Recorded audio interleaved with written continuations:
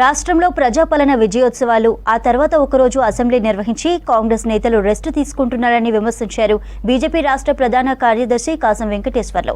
కాంగ్రెస్ కు విజయోత్సవాలు నిర్వహించే అర్హత ఉందా అని ప్రశ్నించారు. ఏడాది గడుస్తున్నా ఇచ్చిన 6 గ్యారంటీలను అమలు చేయలేదన్నారు. అన్ని వర్గాలను కాంగ్రెస్ మోసం చేసిందన్నారు. రాష్ట్రాన్ని అప్పుల నుంచి బయటకు తీసుకొస్తామని చెప్పి ప్రజాపాలన విజయోత్సవాల పేరిట కోట్ల రూపాయల ప్రజాధనాన్ని వృధా చేస్తోందని ఫైర్ అయ్యారు కాసం. భారతీయ జనతా పార్టీ 6 అబద్ధాలు 66 మోసాలు 24/7 దగా అనేక రకాలుగా ప్రజలకు అన్ని విషయాలు కూడా చెప్పేటువంటి ప్రయత్నం చేసినాం. అయితే కాంగ్రెస్ పార్టీ విజయోత్సవాలు జరుపుకునేటువంటి అర్హత ఉందా అనేది మేము ప్రశ్నిస్తా ఉన్నాం. ఎందుకంటే వాళ్ళు చేసినటువంటి హామీలలో మహిళలకు మహాలక్ష్మి పథకం ప్రతి నెల 2500 ఇస్తామన్నారు. ఈ రకంగా ఒక మహిళకు నెలకు 2500, 12 నెలలు 30,000 రూపాయలు ప్రతి మహిళకి ఇవాళ కాంగ్రెస్ పార్టీ ప్రభుత్వం బాకీ పడ్డది. వృద్ధులకు 4,000 ఇస్తామన్నారు. 12 నెలలకు ప్రతి వృద్ధునికి ఇలా 24,000 రూపాయలు రేవంత్ రెడ్డి సర్కారు బాకీ పడ్డారు.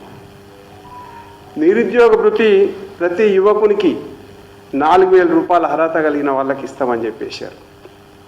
12 నెలలకు ప్రతి యువకునికి 40,000 రూపాయలు కాంగ్రెస్ పార్టీ రేవంత్ రెడ్డి ప్రభుత్వం ఇవాళ బాకీ పడ్డది. కౌలు రైతులకు ఇలా ప్రతి కౌలు రైతుకు ఏడాదికి అయిపోయింది. ఇవాళ 15,000 రూపాయలు ఒక రైతుకు బాకీ పడడం జరిగింది. వ్యవసాయ కూలీలకు సంవత్సరానికి 12,000 ఇస్తామన్నారు. ప్రతి వ్యవసాయ కూలికి ఇవాళ కాంగ్రెస్ పార్టీ ప్రభుత్వం రేవంత్ రెడ్డి సర్కార్ 12,000 రూపాయలు బాకీ పడ్డది.